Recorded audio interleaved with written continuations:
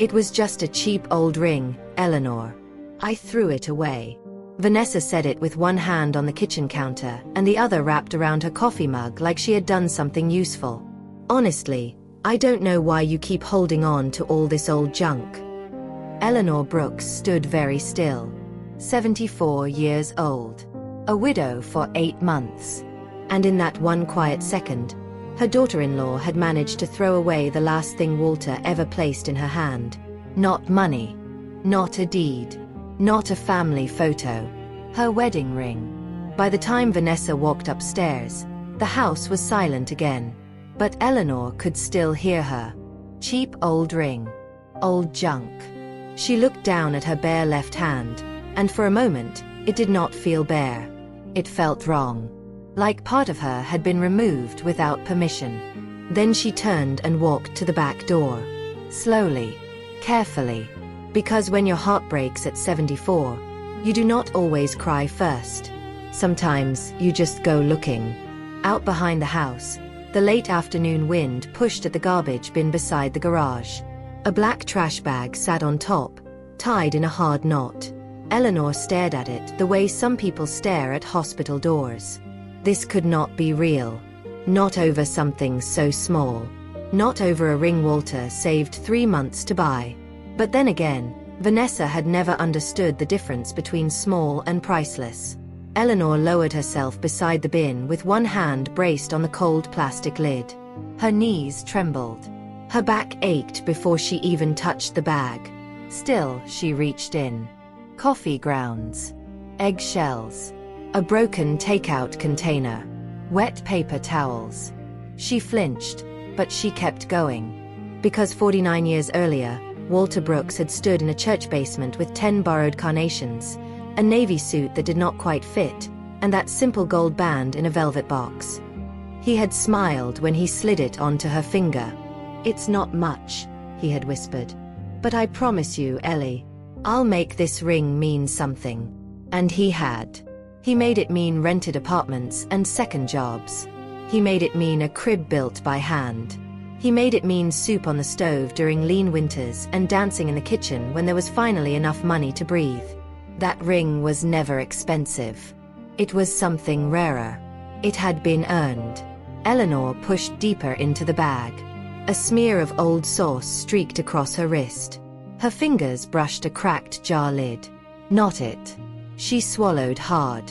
The cruelest part was not that Vanessa threw it away. The cruelest part was how easily she did it. As if Walter's whole life could be dropped into the trash before lunch. And if you think that was the moment Eleanor broke, it wasn't. The truth is, she had been bending for months. Ever since Walter died, this house had started changing its shape around her. Not the walls. Not the furniture. The air. The tone. The rules. Vanessa had called it helping. Helping meant reorganizing Eleanor's drawers without asking. Helping meant boxing up framed photos because they made the living room look cluttered. Helping meant replacing Walter's old reading chair with a sleek accent table no one used.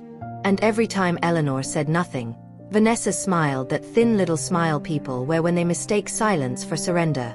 Daniel, Eleanor's son, noticed more than he admitted.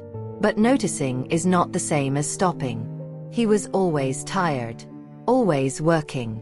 Always saying, "Vanessa means well, Mom. She just likes things neat." Neat. Such a tidy word for disrespect. Eleanor pulled the bag down onto the driveway and opened it wider. The smell hit her full in the face now. She did not move away. A neighbor's dog barked somewhere down the street. A lawn sprinkler clicked on. Life went on. And there she was, on her knees in a cardigan Walter bought her 2 Christmases ago, digging through garbage for proof that her life with him had not been reduced to something disposable. She found an old grocery receipt. A cracked mug handle. A banana peel wrapped in foil. Still no ring. Her chest tightened. Maybe the bag was wrong. Maybe the trash had already gone out. Maybe Vanessa had tossed it somewhere else. Or maybe, and this thought came colder than the others, maybe Vanessa had not thrown it away by accident at all. Eleanor stopped moving. The wind lifted a strand of silver hair across her cheek. A memory surfaced then. Small. Strange. So quick she almost missed it. 3 weeks before Walter died, he had been sitting in bed, thinner than she had ever seen him, turning that ring slowly between his fingers. He had looked at it longer than usual. Then at her. Then away. "Ellie," he had said softly, "some people only know the price of things. They never learn the value." At the time, she thought he was talking about money. About Daniel. About the world changing too fast. Now, kneeling beside a trash bag, she was no longer so sure. Her hand moved faster. She pushed past a stack of junk mail gone soft with spilled tea. Then her fingers touched something firm. Circular. Smooth beneath the grime. Her breath caught. There. She pinched it between her thumb and finger and began pulling it free from under a wad of paper towels. And just then, tires rolled into the driveway. Daniel's car. Eleanor froze. The driver's door opened. Closed. Then came his footsteps, quick and heavy, heading her way. "Mom." His voice was closer than she expected. She still had not fully lifted the object into the light. For one strange second, she did not know which hurt more. The fear that it was not the ring after all. Or the fear that if it was, her son was about to see exactly what his wife had reduced her to. Eleanor stayed on her knees beside the trash bag, her hand trembling, her fingers curled around something small and cold. Then Daniel turned the corner by the garage. And the look on his face made her realize this day was about to get worse. "Mom." Daniel stopped when he saw her. His tie was loose. His sleeves were rolled up. He looked like a man who had come home tired and walked straight into something he did not want to deal with. Eleanor slowly rose from the driveway, one hand gripping the edge of the trash bin for support. Her knees protested. Her back burned. But her face stayed calm. In her right hand, hidden against her cardigan, was the small gold ring she had just pulled from the garbage. Daniel looked from her shoes, to the torn trash bag, to the mess spread across the concrete. Then he let out a breath through his nose. "Mom. What are you doing?" It was not concern. It was embarrassment. Eleanor studied his face for a moment. He had Walter's eyes. The same deep-set blue. The same crease near the brow when he was troubled. But not Walter's backbone. "I was looking for something," she said. Daniel glanced toward the house, lowering his voice even though Vanessa was still upstairs. "Please tell me this is not about that ring." There it was. Not "Are you all right?" Not what happened. Not why would Vanessa throw it away. Just that ring. Eleanor opened her hand a little and looked down at the band resting in her palm, still streaked with coffee stains and something sticky she did not want to name. Daniel's shoulders dropped. "So you found it." He sounded relieved. For half a second, Eleanor almost felt relief too. Maybe he would understand now. Maybe seeing his mother on her knees beside the trash would wake something in him. Then he said, "Mom, you shouldn't be digging through garbage like this. If the neighbors saw you." The words landed quietly. That made them worse. Eleanor closed her fingers around the ring. "If the neighbors saw me," she repeated. Daniel rubbed the back of his neck. "That's not what I meant." But it was. And standing there in the driveway, with the smell of old food still in the air, Eleanor felt something shift inside her. Not a break. A lowering of expectations. Because pain is one thing. Disappointment is another. And disappointment, at her age, had a colder edge. Daniel bent to gather some of the trash from the ground. He moved quickly now, like cleaning up the evidence might clean up the moment. Vanessa shouldn't have thrown it out, he said, but even now there was no heat in it. No anger. No real defense. She probably thought it was mixed in with the old napkins on the table. Eleanor said nothing. That ring had not been mixed in with anything. Vanessa had picked it up between two fingers that morning, squinted at it under the kitchen light, and said, "You still wear this one? I thought widows usually put these things away." Then she had laughed softly, like she was making conversation. Eleanor had gone still. Vanessa had kept going. I mean, no offense, Eleanor, but it's not exactly a family treasure. No offense. People always said that right before they meant some. Eleanor slipped the ring into her sweater pocket.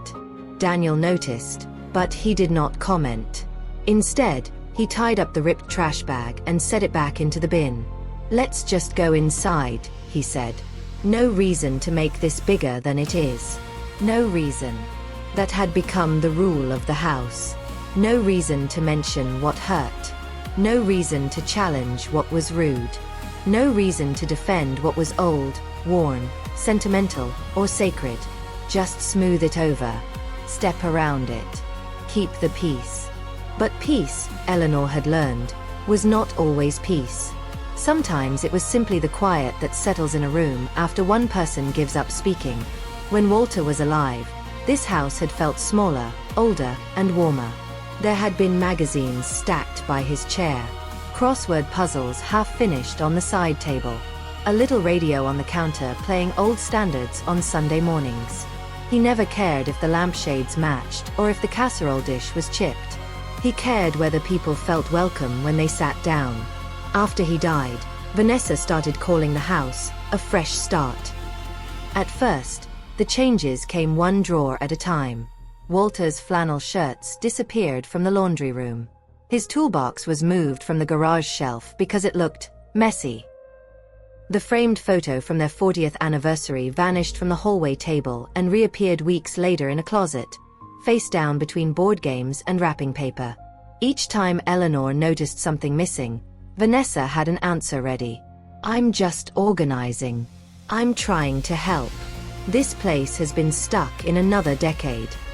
And Daniel, always halfway out the door, always carrying work stress like a shield, would say, "Mom, she's only trying to make things easier." Easier for whom? Eleanor never asked. She already knew. The worst part was not the house changing. It was the feeling that she was being edited out of it. Her recipes were too heavy. Her curtains were too dark. Her stories were the same ones again. Even the way she folded towels became wrong. Once, 2 months earlier, Eleanor had opened a kitchen cabinet and found 3 boxes on the floor near the pantry door. On top, in Vanessa's neat handwriting, was a label, "Donate." Inside were Walter's old coffee mug, a ceramic angel from their first Christmas in that house, and the yellow pie plate Eleanor's mother had used every Thanksgiving until arthritis stole the strength from her hands. Eleanor had stood there for a long time holding that pie plate. Then Vanessa walked in and said, "Oh good, you found that. I figured it was time to clear out things nobody really uses." Nobody really uses. That was how the past got erased now. One practical sentence at a time. Back in the driveway, Daniel started toward the garage, then paused. "Mom," he said without turning fully around, "Vanessa's under a lot of pressure too. She's trying to keep this place from turning into..." He stopped. Into what?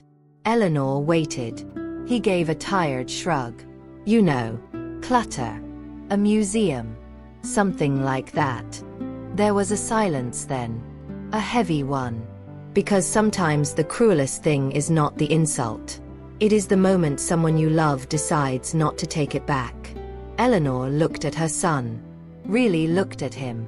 And for the first time, she saw what Walter might have seen long before she did. A man so afraid of conflict, he would hand his mother over to it. "I see," she said quietly. Daniel checked his watch, already retreating into the safety of small tasks and smaller words. "Just clean up a little before Vanessa comes down, okay?" Then he walked inside. Eleanor stayed where she was. Her hand moved to her pocket. The ring was still there. Cold. Dirty. Real. She should have felt comfort holding it again. Instead, she felt something else. A question. Not about Vanessa. Not anymore. About Walter. Because suddenly, she remembered the way he had looked at Daniel near the end. Thoughtful. Quiet. Almost troubled. And she remembered something else too. One night, just before the morphine made his voice too thin to follow, Walter had held that ring and said, "Ellie, if they ever treat this like it means nothing, you need to pay attention." At the time, she had not understood what he meant. Now, standing alone beside the trash bin, she was beginning to think her husband had seen this coming long before she did. Eleanor did not go back inside right away. She stood beside the sink in the laundry room, the door half closed, the house quiet above her. In her palm, the ring looked smaller than ever. A plain gold band. Scratched. Dulled. Still damp from the trash. Anyone else might have seen a worn little thing past its time. But Eleanor knew better. She turned on the faucet and let a thin stream of warm water run over it. Brown streaks slid away. A bit of coffee ground caught in the edge, then disappeared down the drain. Slowly, the gold began to show again. Not bright. Not flashy. Just steady. Like Walter. And just like that, she was no longer standing in the laundry room. She was 19 again, in a church basement that smelled faintly of lemon polish and folding chairs. Walter Brooks stood in front of her with nervous hands and a suit borrowed from his cousin Frank. The cuffs were too short. The tie sat crooked. He looked like a young man trying very hard not to look scared. And when the pastor nodded, Walter opened a tiny velvet box and showed her the ring. Eleanor had blinked once. It was simple. Very simple. No diamond. No grand design. No sparkle big enough to make women in magazines sigh. Walter saw that look on her face and leaned in, almost embarrassed. "It's not much, Ellie," he whispered. "But I swear to you, I'll spend the rest of my life making it enough." She had laughed through tears. And he did. That was the part no one like Vanessa would ever understand. A ring is easy to judge when all you know is jewelry. Harder when you know what it survived. It survived the winter they spent in that drafty apartment over the hardware store, when Walter worked mornings at the mill and nights unloading trucks, and Eleanor stretched one chicken across 3 dinners. It survived the year Daniel was born early and spent 12 days in an incubator while Eleanor cried in hospital bathrooms so Walter would not see. It survived overdue bills tucked under sugar jars. The miscarriage they never talked about in public. The lean Christmas when Walter carved Eleanor a music box by hand because they could not afford anything from a store. And through every one of those years, he reached for her hand the same way. Not flashy. Not dramatic. Certain. That ring was not proof that Walter had been rich. It was proof he had stayed. Upstairs, a floorboard creaked. Eleanor looked toward the ceiling, then lowered her eyes to the ring again. She dried it carefully with the corner of an old dish towel and slipped it onto her finger. For 1 second, she could breathe. Then the memory changed. It moved to the hospital. To the final months. Walter had grown thinner so slowly at first, it almost felt rude to notice. Then all at once, his wedding band had started spinning loose on his hand. His voice had faded. His shoulders sank into the mattress like the bed was quietly claiming him inch by inch. Still, even when the nurses came and the machines hummed and everyone else spoke in soft, practical tones, Walter never sounded afraid when he was alone with her. Tired? Yes. In pain, yes. But never afraid. One evening, while rain tapped against the window, he held Eleanor's ring between his fingers instead of letting her wear it. He turned it slowly under the low yellow light. Too slowly. "What is it?" Eleanor had asked. Walter looked up, and there was something in his face she had never quite sorted out afterward. Love, yes. But also worry. "You ever notice," he said quietly, "how people can live in a house for years and still never understand what holds it up?"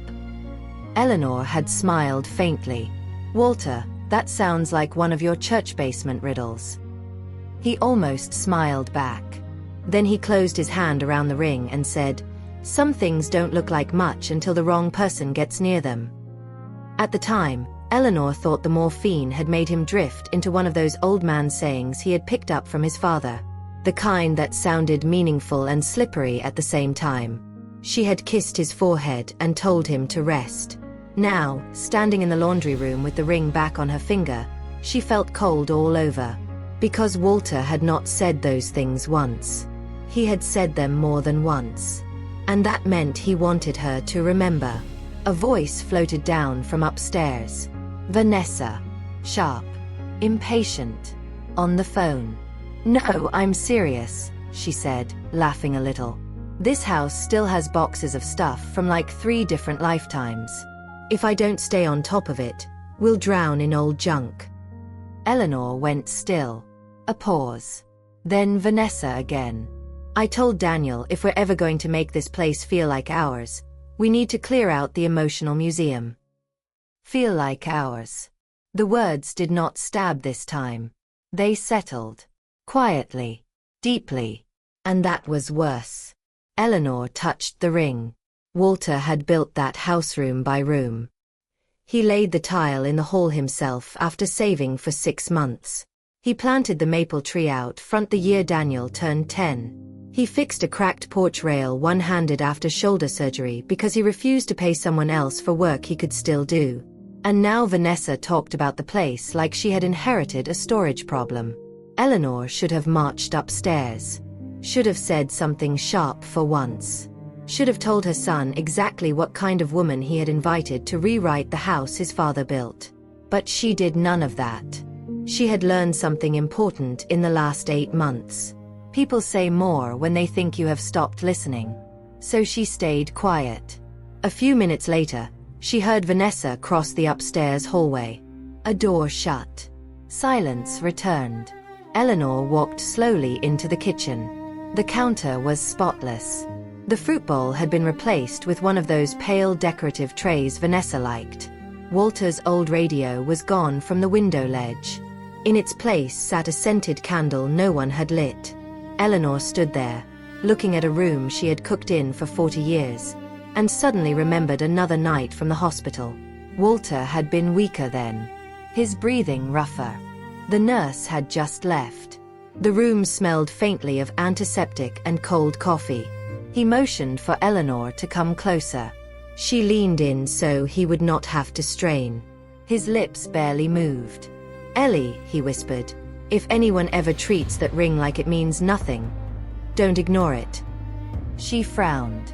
Why would anyone do that? Walter looked at her for a long moment. Then came the part she had never forgotten. The part that returned now with such force it made her grip the counter. "Because that ring," he said, "was never just a ring." Eleanor closed her eyes. The kitchen around her seemed to fall very still. Upstairs, somewhere beyond sight, Vanessa laughed again at something on her phone. And down in the quiet kitchen, Eleanor opened her eyes, looked at the gold band on her hand, and realized for the first time that her husband had not been speaking in riddles at all. He had been warning her. Eleanor did not sleep much that night. She lay still in the dark, one hand resting over the blanket, her thumb moving slowly across the ring on her finger. Because once Walter's words came back, they would not leave. That ring was never just a ring. People like Vanessa only know the price of things. If anyone ever treats it like it means nothing, don't ignore it. At 2 in the morning, the house was quiet in that heavy way only old houses can be. The refrigerator hummed. A pipe clicked somewhere in the wall. Upstairs, Daniel snored faintly. Vanessa turned once in bed, then settled again. Eleanor opened her eyes. She was done telling herself Walter had only been speaking in riddles. Men like Walter did not waste breath near the end of their lives. Not on nonsense. Not on ornaments. Not on accidents. She slipped out of bed, pulled on her robe, and went downstairs without turning on the hall light. In the kitchen, the moon cast a pale stripe across the counter. Eleanor sat beneath it and held her left hand still. The ring looked ordinary again. Almost annoyingly ordinary. A plain gold band. Worn thin along one edge. The initials WEB engraved inside, just as they had always been. She frowned. Hadn't they? Eleanor leaned closer. The kitchen was dim, and her eyes were not what they used to be. She opened the junk drawer, found the small reading glasses she only used for medicine labels, and put them on. Then she turned the ring slowly. There. Just beneath the initials. So faint she nearly missed it. A second engraving. Smaller. Sharper. Not part of the original inscription. Her heart gave one hard beat. It looked like a string of letters and numbers, no more than a whisper cut into the gold. H. 17. Then a dash. Then what might have been BL. Or maybe 8.L. Eleanor held her breath and turned the ring again, but the light was poor. She took a dish towel and polished the inside carefully. The marks remained. She had worn this ring for 49 years. How had she never seen that? Because she had never looked for a secret in it. And suddenly that felt like the point. A car passed somewhere outside. Headlights slid briefly over the window, then disappeared. Eleanor lowered the ring and stared at the silent kitchen. Walter had it altered. At some point. For some reason. And he had never told her plainly. Unless he thought he had more time. Unless he believed he would. Unless he was waiting for the right moment and death arrived first. That thought hit harder than she expected. For a second, she saw him again in the hospital bed, fighting for breath, trying to say too much with too little strength left. She pressed her lips together and swallowed it back. Grief had its time. This was not that time. She went to the drawer by the phone, the one no one used anymore because Vanessa preferred everything digital. In the back sat an old magnifying glass Walter had once used to read warranty papers and seed packets. Eleanor held it over the ring. H. 17. BL. No. Not BL. B1. Or maybe box 1. Her pulse quickened. Box. The word landed before the thought fully formed. Box. She was suddenly back in another memory. Not the hospital this time. The den. 2 summers before Walter got sick. He had come home from town on a Thursday afternoon, set his hat on the hook, and slipped a small key into the top drawer of his desk.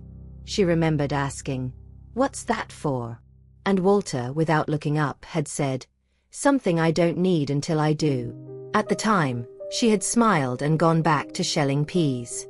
Later, after Daniel and Vanessa moved in, that desk drawer had been emptied during one of Vanessa's cleanouts. The key was never mentioned again. Eleanor stood so quickly the chair legs scraped the floor. She froze. Listened. Nothing upstairs. Then she moved to the den. The room smelled faintly of dust and lemon oil. Vanessa had tried to modernize it too, but less aggressively. Probably because she found Walter's old books boring and the room too dark to care about yet. Eleanor went to the desk. 3rd drawer down. Receipts. Pens. Old stamps. A church bulletin from last Easter. No key. She checked the top drawer. Then the lower file drawer. Then the box where Walter used to keep spare batteries and folded maps. Nothing. But on the underside of the center drawer, her fingertips found a strip of tape. She peeled it back. An envelope slid loose and fell into her hand. Her breath caught. It was small. Yellowed. Sealed. And on the front, in Walter's handwriting, were 4 words. For Eleanor. Only if needed. Eleanor sat down hard in Walter's old chair. Her hands shook now. Not from age. Not from fear exactly. From recognition. Walter had known. Maybe not every detail. Maybe not every name. But enough. Enough to leave instructions in secret. Enough to hide them where only patience, memory, and a little stubbornness would find them. She broke the seal carefully. Inside was a folded note and a card from First Commonwealth Trust downtown. The card was old, edges softened with time. On the bottom corner was printed, "Safe Deposit Department." Eleanor unfolded the note. His handwriting was weaker than usual, but still Walter's. Steady where it mattered. Ellie, if you are reading this, then something has happened that finally made you look closer. I wish I could explain it all myself. Take the ring. Take this card. Go see Mr. Baines. Do not tell Daniel. Do not tell anyone else until you understand what you're holding. Trust your eyes, not their words. Love always. Walter. For a long time, Eleanor did not move. She just sat there in the half-dark with the note in one hand and the card in the other, listening to the house breathe around her. Do not tell Daniel. That line hurt more than the others. Because Walter had loved their son. Deeply. Proudly. Even when Daniel was weak in the ways his father never admitted out loud. If Walter had written that line, it meant he had seen something long before Eleanor did. Or feared what weakness might become once greed was near it. Upstairs, a toilet flushed. Eleanor folded the note at once and slipped both pieces back into the envelope. Vanessa. A moment later, soft footsteps crossed the floor above. Eleanor stood, tucked the envelope inside her robe, and returned the desk drawer exactly as she had found it. By morning, the kitchen would smell like coffee again. Vanessa would move around like she owned the rhythm of the house. Daniel would read email over toast and act as though yesterday by the trash bin had already passed. But something had changed now. Not in them. In Eleanor. Because grief had kept her quiet. Humiliation had kept her small. But this was different. This was instruction. The next morning, Eleanor dressed carefully in a navy cardigan and low-heeled shoes Walter always liked. She slipped the ring back onto her finger, placed the envelope into her handbag, and waited until Vanessa was upstairs blow-drying her hair. Daniel was already at work. Good. Eleanor took her keys from the ceramic bowl by the door. Just as she reached for the handle, Vanessa called from the top of the stairs. Eleanor, are you going somewhere? Eleanor looked up. Vanessa stood there in a silk robe, one hand on the banister, curious now. Too curious. For the first time in months, Eleanor smiled without softness. Just taking care of something Walter left behind, she said. Vanessa's face changed. Only for a second. But Eleanor saw it. And that was enough. Mr. Baines was older than Eleanor expected. Not frail. Not slow. Just careful in the way men become careful after years of handling other people's secrets. He stood when she entered his office at First Commonwealth Trust, and the moment his eyes fell on the ring, something changed in his face. Not surprise. Recognition. Mrs. Brooks, he said quietly. I was beginning to think I might never see that again. Eleanor tightened her grip on her handbag. So Walter had told the truth. All of it. Mr. Baines closed the office door himself. No assistant. No small talk. Just the low click of the latch and the sound of Eleanor's pulse in her ears. He motioned for her to sit. I knew your husband for a long time, he said. He was not a man who used mystery for drama. If he left you instructions, then he had a reason. Eleanor placed the envelope on the desk. Then the ring. Mr. Baines picked it up with both hands, almost respectfully. He reached for a small loop from his drawer, studied the engraving inside the band, and gave one slow nod. Yes, he said. This is the identifier. Identifier for what? Eleanor asked. Mr. Baines looked at her over the lens. For something your husband wanted released only under very specific circumstances. He did not answer right away after that. Instead, he opened a locked cabinet, removed a long metal box of documents, and laid several folders on the desk between them. Even before he spoke again, Eleanor knew one thing. Walter had not been guessing. He had been preparing. The first folder held copies of old records, marriage certificates, land papers, a faded black and white photograph of a woman Eleanor did not know, standing on a porch in a high-collared dress with a child on each side of her. Mr. Baines placed a finger on the photograph. This was Walter's grandmother, Lillian Brooks. Eleanor leaned closer. The ring originally belonged to her, he said. It was passed down quietly, not because it was flashy, but because the family did not want attention on it. Eleanor frowned. Attention for what? Mr. Baines opened another folder. Inside was an appraisal. Recent enough to be crisp. Formal enough to make her stomach tighten. The ring had not begun as a plain band. Decades ago, its center setting had been removed and melted down during the Depression, when the family needed cash to keep a piece of property from being lost. The remaining gold band had stayed in the family as both keepsake and proof of inheritance tied to old private holdings. Eleanor read the lines twice. Then a third time. Not because she doubted them. Because the words refused to fit inside the ring she had worn every day of her adult life. "I never knew," she whispered. "Most people didn't," Mr. Baines said. "That was your husband's intention." He slid another paper forward. More records. Property references. A sealed asset addendum. And one line that made Eleanor sit straighter. Verification requires presentation of the original Brooks band. The ring. Not money. Not a signature. The ring itself. Eleanor felt suddenly cold. Vanessa had tossed it into the garbage with coffee grounds and napkins. Mr. Baines seemed to read that thought on her face. "Your husband came to see me after his diagnosis," he said. He was concerned that certain people in the family might mistake sentimental things for useless things. Certain people. Walter had been kinder in phrasing than Eleanor would have been. She looked down at the band on the desk. Such a small thing. Such a quiet thing. And yet it had just opened a door Walter had kept closed for years. "What is in the box?" she asked. Mr. Baines folded his hands. "Some of it concerns family history.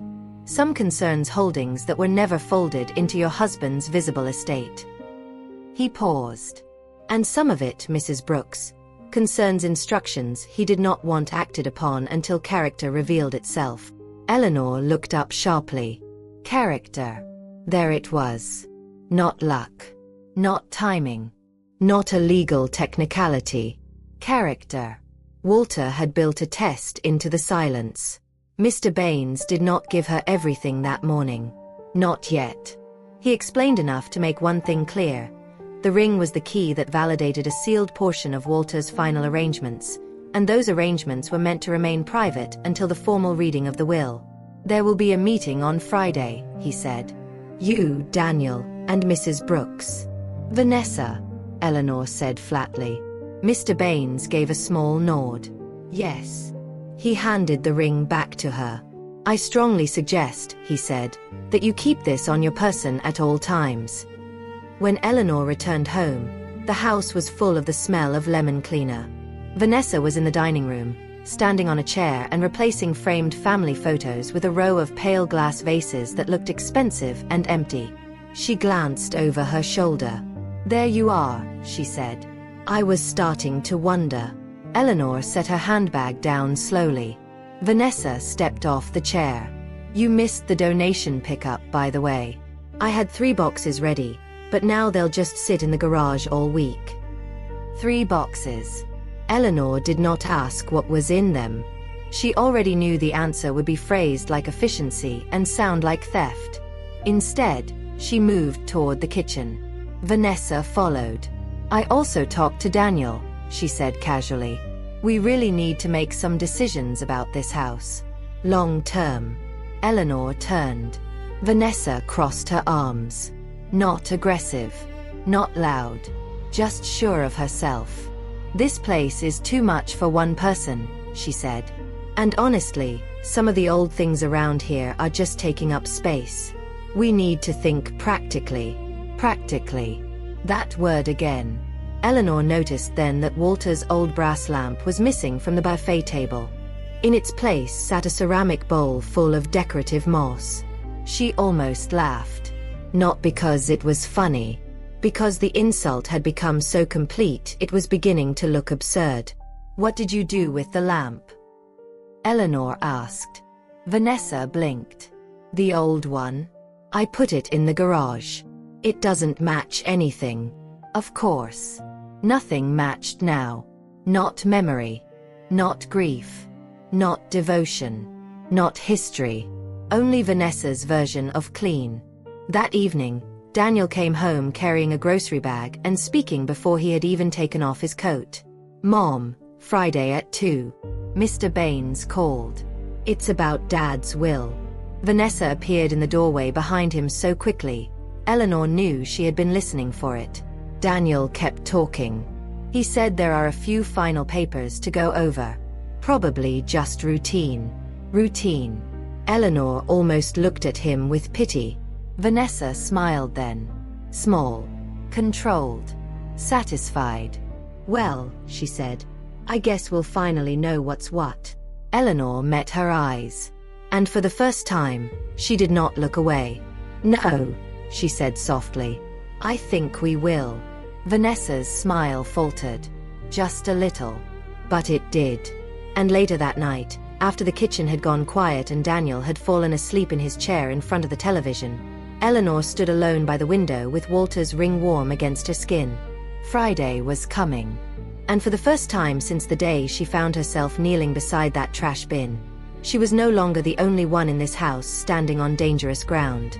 Friday arrived gray and still. The kind of afternoon that made every sound feel sharper than it was. Eleanor wore navy again. Nothing dramatic. Nothing meant to impress.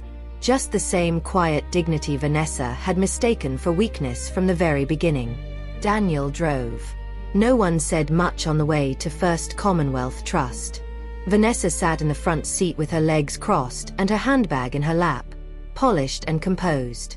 She kept checking her lipstick in the visor mirror, then smoothing imaginary wrinkles from her sleeve. She looked like a woman arriving for a meeting she believed she had already won. Eleanor sat in the back with one hand folded over the other. Walter's ring rested warm against her skin. And for the first time in months, she did not feel like the smallest person in the car. Mr. Baines was waiting when they entered the conference room. There were papers stacked neatly at one end of the table. A silver pen. A pitcher of water. 3 glasses. Nothing about the room looked dramatic. That was the strange thing about moments that change a family forever.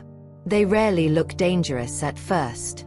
"Please," Mr. Baines said. "Have a seat." Vanessa sat first. Daniel followed, loosening his tie again like he always did when he was nervous. Eleanor took the chair nearest the window. Mr. Baines opened a folder. "As you know, this is the formal reading of Walter Brooks's final instructions, including an addendum that was to remain sealed until certain conditions were met." Vanessa smiled politely.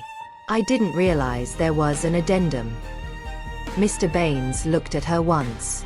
Most people did not. Then he began with the ordinary matters first. The house. The visible savings. A modest investment account. Personal belongings. Daniel listened with the tired face of a man trying to keep up. Vanessa listened differently. She listened like a shopper comparing price tags. Eleanor noticed every time Vanessa's posture changed. Every time her fingers tightened. Every time her interest sharpened at the mention of property and softened at the mention of memory. Then Mr. Baines turned a page. "The final portion of Mr. Brooks's estate," he said, "requires verification through presentation of the original Brooks family band." Vanessa frowned. Daniel looked confused. "The what?" he asked. Slowly, Eleanor lifted her hand and rested it on the table. The ring caught the light. For the first time since walking into the room, Vanessa lost control of her face. Only for a second. But long enough. "That old ring," she said before she could stop herself. The room went still. Mr. Baines folded his hands. "Yes, Mrs. Brooks. That ring." Vanessa recovered quickly. "I just meant. I didn't know it was connected to anything legal." No one answered her. Mr. Baines opened another folder. This band was passed through Walter Brooks's family for generations. During the Depression, part of its original setting was sold to preserve a parcel of family land and associated holdings. The band itself remained the legal identifier tied to those holdings and to a sealed private asset agreement. Daniel turned toward his mother. "Mom, did Dad ever tell you this?" Eleanor kept her eyes on Mr. Baines. Not in full, she said. And then Mr. Baines did something none of them expected. He lifted a single sheet from the folder and said, Mr. Brooks also left a written statement to be read aloud if and only if the ring was ever dismissed, discarded, or treated as worthless by a member of the household. Vanessa went pale. Daniel looked from the paper to his wife, then back again. Mr. Baines began to read. If this statement is being heard, then what I feared has come to pass. The value of a thing was judged by shine, not sacrifice. By appearance, not memory. By price, not character. If anyone in my home ever handles Eleanor's wedding ring as though it were trash, that person has shown me exactly who they are, even if I am no longer alive to see it. Vanessa's lips parted. Daniel whispered, My God. Mr. Baines kept reading. The ring is not only a family heirloom. It is the key to the sealed portion of my estate, including private holdings, family records, and instructions regarding the future use of those assets. Those assets are not to be controlled by anyone who does not understand what built this family. Not charm. Not convenience. Not entitlement. Only loyalty. Eleanor felt the air leave the room. Not because Walter had protected the estate. Because even now, in words written before death, he was protecting her. Mr. Baines lowered the page only briefly, then read the final lines. Therefore, I appoint my wife, Eleanor Brooks, sole steward of all sealed Brooks family assets, with full discretion over their use, transfer, preservation, or withholding. Any person who discarded, mocked, or disrespected the family band is to receive no authority over these holdings. None. Silence. Heavy. Complete. Unforgiving. Vanessa spoke first. This is ridiculous. But her voice was thin now. There has to be some misunderstanding. I didn't know the ring was valuable. Mr. Baines looked at her calmly. That is precisely the point. Vanessa turned to Daniel. Say something. Daniel did not.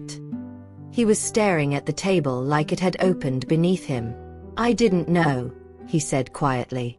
But he was not speaking to Mr. Baines. He was speaking to his mother. Mom, I didn't know. Eleanor looked at him. And there it was at last. Not confusion. Not annoyance. Not avoidance. Shame. Real shame. Vanessa tried again, more desperate this time. Eleanor, I said I was cleaning.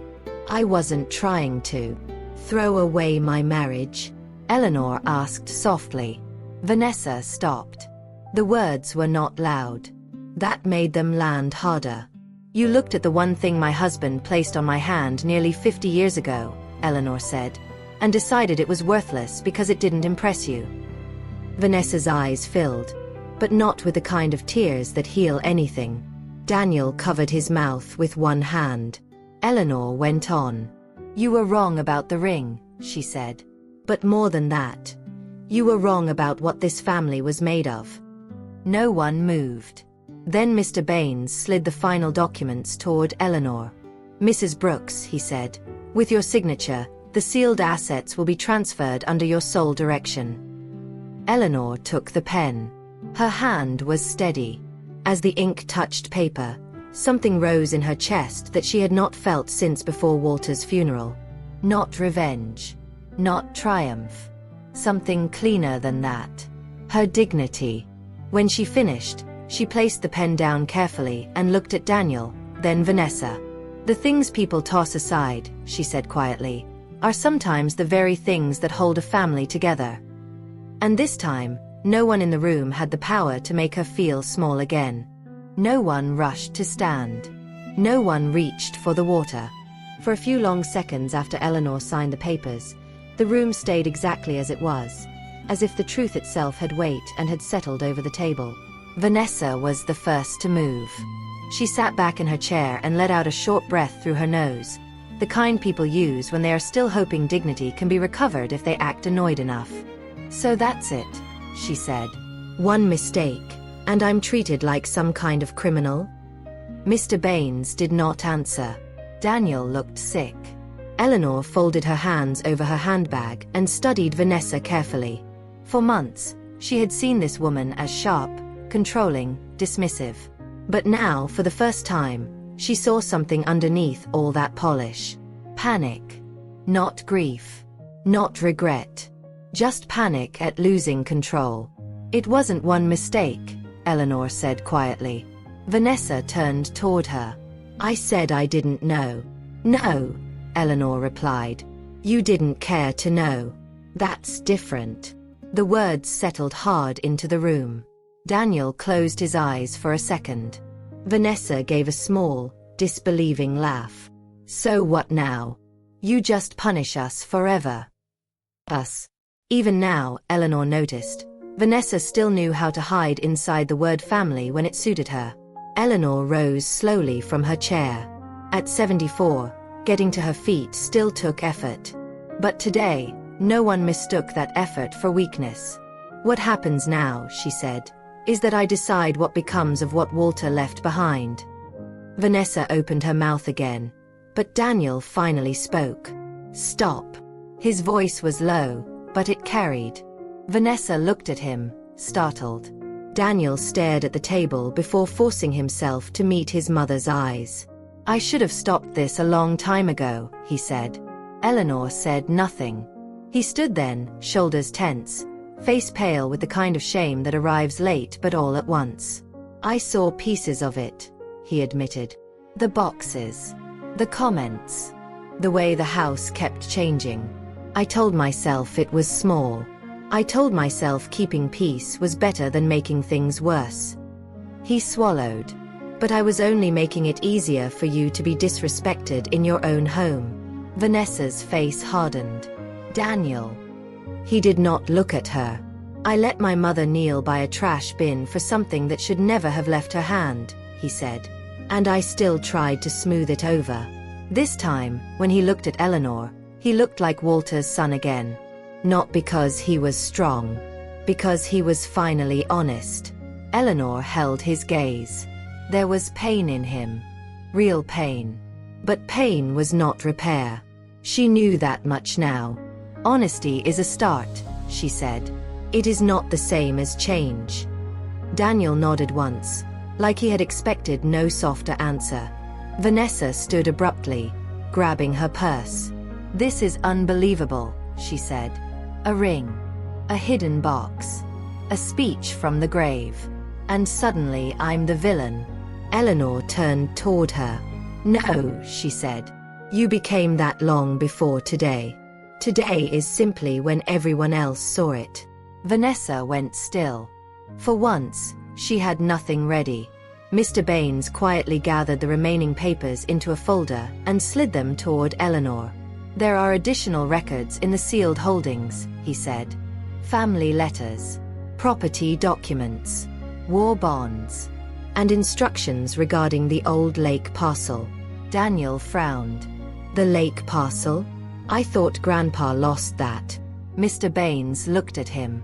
He nearly did. The family kept part of it through private preservation. Your father maintained it quietly for years. Eleanor felt a small ache in her chest at that. Walter, as always, had been doing more than he said. The assets are substantial, Mr. Baines continued, but your husband's written wishes focused less on their amount than on their purpose. He handed Eleanor one final page. At the bottom, in Walter's handwriting, was a single line. Use them where there is loyalty, need, and memory.